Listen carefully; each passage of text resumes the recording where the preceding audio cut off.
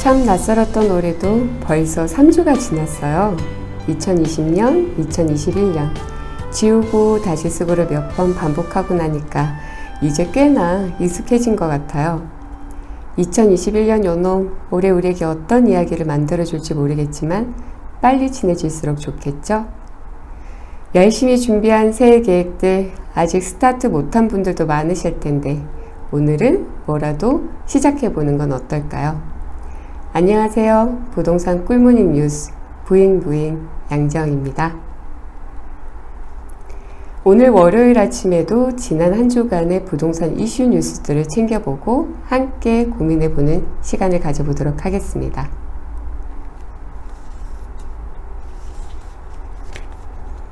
첫 번째 뉴스입니다. 살인을 부르는 층간소음에 대해서 이야기를 해볼까 합니다.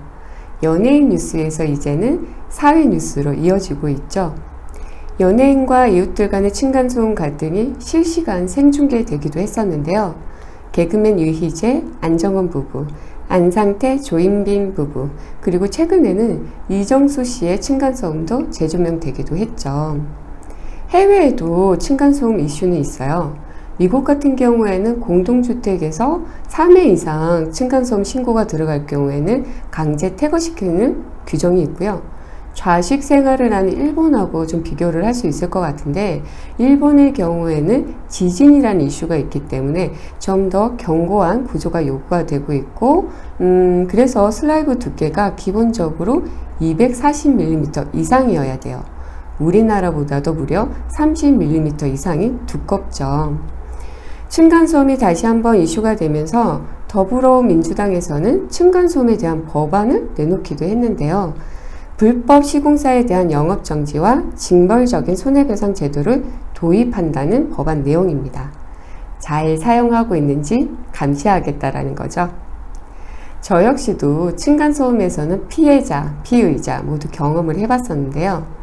아들 셋인 집의 아랫집에 살면서 정말 매일같이 악몽 같은 하루를 보낸 적도 있었고요. 방 근무하시는 분의 윗집에 살면서 우리 아이들에게 뛰지 마라 뛰지 마라 하는 얘기를 하루에 100번 이상은 한 것 같아요. 결국에는 1층으로 이사를 했지만요. 코로나로 집에 있는 시간이 늘면서 층간소음에 대한 분쟁이 갈수록 늘어나고 있는데요. 그래도 집에서는 롤러브레이드, 트램펄린, 이건 좀 아니잖아요. 뒤돌아서면 잊어버리는 게 아이들이죠.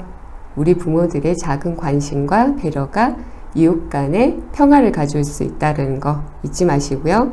그 전에 건설사들의 양심이 우선이어야 되겠죠. 네, 건축에 들어가는 자재에 아끼는 비용이 곧 당신의 층간소음이 될 수 있다는 거 기억해 주세요. 자, 두 번째 뉴스입니다. 지난해 아파트 증여가 역대 최다라는 기사인데요. 작년 전국의 아파트 증여는 91,866건으로 2006년 통계가 공개된 이래 가장 많은 것으로 집계가 됐습니다. 특히 지난해 서울 아파트 증여가 전년 대비 2배가량 급증을 했는데요. 증여 열풍이 이어지고 있는 이유는 다주택자들에 대한 고강도 세금 때문이죠. 지난해 7.10 대책을 통해서 다주택자들에 대한 종부세, 양도세율이 상당히 인상이 됐습니다. 시장에서는 여전히 가격이 오를 것이다 라는 기대감이 큰데 집을 팔 때보다는 증여할 때 세금이 적다 보니까 집을 팔 이유가 없는 거죠. 실제로 증여세율은 10%에서 50%인데 다주택자들에 대한 양도세율은 16%에서 65%로 확실히 증여세율이 낮죠.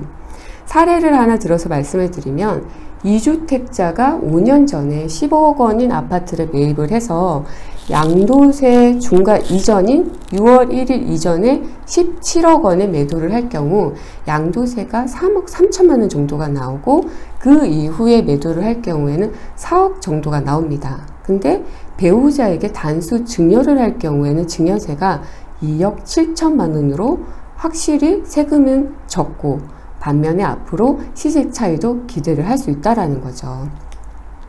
특히 증여세 세율 같은 경우에는 과세 표준액에 따라서 고정인데 양도세는 보유 시간, 차익 규모, 다주택 보유 여부에 따라서 더 많아져요. 결과적으로 양도세 부담이 많을수록 다주택자는 파는 것보다 증여하는 게 유리한 거죠. 또 상황이 이렇다 보니까 일부에서는 증여세율을 더 높여야 된다라는 얘기들이 나오고 있는데요. 바람이 거셀수록 나그네는 외투깃을 여미는 법이죠. 시세 차익에 대한 기대감이 큰 가운데 증여 가중은 증여 대신 버티기에 나서지 않을까요? 세 번째 뉴스는 문재인 대통령이 신년 기자회견에서 밝힌 예상 뛰어넘는 특단의 공급 대책에 관심이 쏠리고 있죠. 문 대통령은 기존의 투기를 억제하는 기조는 그대로 유지하면서 부동산 공급에 있어서 특단의 대책을 마련하려고 한다. 즉, 시장에 확실한 공급 시그널은 줬어요. 그리고 수요 억제책만 고집해왔던 그간의 정책 기조와는 좀 반대적인 모습이기도 하죠. 어떤 대책을 두고 특단의 대책이라고 표현을 했을까요? 지난해 8.4 대책에서 서울 도심 13만 가구 공급 방안을 내놓은 만큼 예상을 뛰어넘기 위해서는요, 최소 20만 가구는 나와줘야 되는데 재건축 재개발을 풀지 않고 과연 나올 수 있는 물량일까요? 그에 앞서서 앞서 발표한 공공정비사업, 역세권 고밀도 개발, 이 사업들도 보험 궤도에 들어가지도 못하거나 혹은 이제 막 개발 구상에 착수한 상황에서 새로운 개발 정책들은 과연 언제쯤 과연 스타트는 할 수 있을지 또 의문이 생기죠. 여러분은 특단의 대책 어떤 게 생각이 나나요? 서울 도심 주택 공급의 핵심 키워드인 재건축 재개발 과연 풀 수 있을까요? 아니면 양도세 완화로 다주택자들의 퇴로를 열어줘서 시장에 매물을 나올 수 있게 할까요? 또 아니면 수도권에 대량의 주택 공급을 할 수 있는 신규 택지 깜짝 발표를 할까요?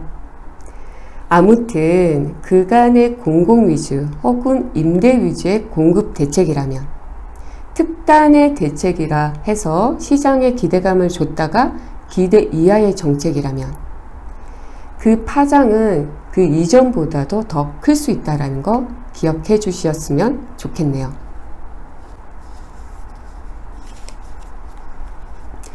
네 번째 뉴스입니다. 아파트 위층 전셋값 10억, 아래층은 5억, 임대차법 이렇습니다. 라는 기사인데요. 같은 아파트, 같은 면적인데요. 전세 가격이 하늘과 땅 차이다. 라는 기사예요. 송파 헬리오시티 전용 84제곱미터가 지난 1월에 7억 3,500만원, 또 하나는 12억 4천만원에 거래가 됐어요. 이보다도 더 심한 아파트도 있어요. 대치음마 76제곱미터가 1월 12일에는 5억 1,400만원, 15일에는 10억 원에 거래가 됐어요. 세상에 어떻게 같은 아파트에서 전세 가격이 2배나 차이가 날 수가 있는 거죠? 진짜 계약갱신 청구권이 가른 우픈, 정말 우픈 현실이잖아요. 기존 세입자는 계약갱신 청구권 사용과 전월세 상한제로 인해서 2년 더 연장을 할 수가 있어요. 반면에 지금 전세 시장은 전세 매물 부족으로 인해서 가격이 급등하면서 나타난 현상이죠. 임대차법이 시행하기 전에 전문가들은요, 전세 가격 급등은 물론 세입자와 집주인들 간의 분쟁, 이런 시장의 혼란을 더 가중시킬 것이다. 그래, 시행을 하되 지금은 아니다 라고 조언을 했지만 결국에는 예상대로 가고 있죠. 전세 가격 급등은 물론 전셋집을 구하지 못해서 세입자들은 발을 똥똥똥 구르고 있는데 정부는요, 임대차법 개정으로 인해서 재계약이 늘어났다면 긍정적인 모습만 보고 있습니다. 아, 정말 답답하지 않으세요? 지금 이 상황에서 수치가 뭐가 중요하겠어요?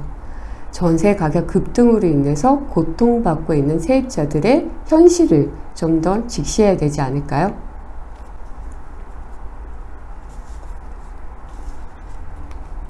마지막 뉴스네요. 지난달 서울 아파트 매수자 중 30대 이하가 차지하는 비중이 절반에 육박이라는 기사입니다. 한국부동산원 자료에 따르면 지난달 서울에서 이뤄진 아파트 거래 8,764건 중 30대 이하의 매입 건수는 3,850건으로 전체의 43.9%를 차지했습니다. 10채 중에서 4채 이상은 2030 젊은 층들이 매입을 한 거죠. 소득이나 자산 수준이 떨어지는 젊은 층들이 영끌을 통해서 패닉바잉에 나서고 있는 겁니다. 저는 왜 이렇게 안타깝죠? 그 마음, 그 기분은 충분히 이해가 가거든요. 요즘에는 주식이며 집값이며 죄다 오르다 보니까 이웃 사촌들도 직장 동료들도 돈 벌었다, 집값 올랐다 라는 얘기를 듣다 보니까 나 혼자 도태되는 것 같고, 그래서 지금이라도 집을 사야 되지 않을까? 조바심이 들 수 있어요. 예를 들어서 말씀을 좀 드리면 3억인 자산을 가진 A와 B라는 친구가 있어요. A는요 3억 원으로 전셋집을 구했고요. B라는 친구는 그 돈에다가 대출을 좀 보태서 5억 5천만 원짜리 아파트를 3년 전에 매입을 한 거죠. 지금은요 A라는 친구는 전셋값이 다인 거고 B라는 친구는 5억 5천만 원에 산 아파트가 지금은 10억 원을 훌쩍 뛰어넘었거든요. 그렇다 보니까 나도 그때 같이 살걸, 지금이라도 대출을 받아서 수도권 외곽에 빌라라도 살까? 라는 생각이 충분히 들 수 있습니다. 지금 이 상황은 가장 못생긴 사과를 가장 비싼 가격에 사는 거거든요. 집값이 2014년부터 오르기 시작했으니까 7년이라는 최장의 상승세가 이어지고 있습니다. 물론 상승세가 더 갈 수는 있겠죠. 근데 얼마나 더 갈까요? 지금은 기다림의 시간이 필요한 때입니다. 기다리면 좀 더 좋은 기회가 올 거예요.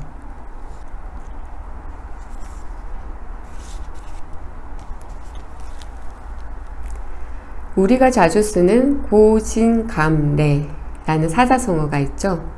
괴로움이 닿으면 즐거움이 온다.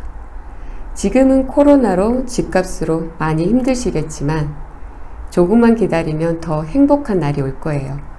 친구 따라 강남? 가야죠. 하지만 지금은 아니에요. 사촌이 땅을 사서 배가 아픈가요? 지금은 그 배 꽉 움켜쥐세요. 지금 우리에게는 조바심이 아니라 단단히 준비하고 있다가 좋은 기회가 오면 꽉 잡는 기다림의 시간이 필요한 때입니다. 오늘도 당신의 집을 응원합니다. 부잉부잉 양지영이었습니다. 좋아요, 구독, 알림 설정도 잊지 마세요.